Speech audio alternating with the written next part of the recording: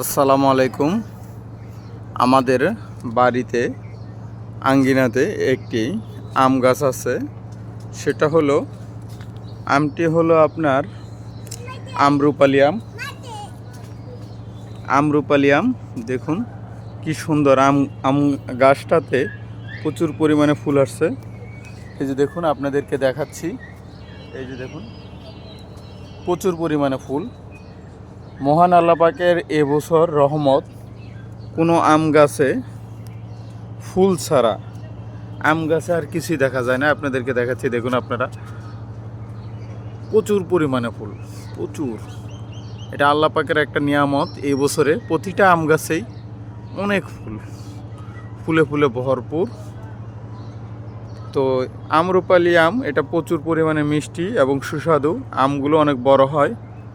আপনাদেরকে এর পরবর্তীতে আমি দেখাবো এই আম গাছটির আম, আপনারা দেখবেন। দেখুন প্রচুর পরিমাণে নিয়ামত, এগুলো আল্লাহ পাকের নিয়ামত। আবার এই যে দেখুন, এই যে আপনারা দেখুন,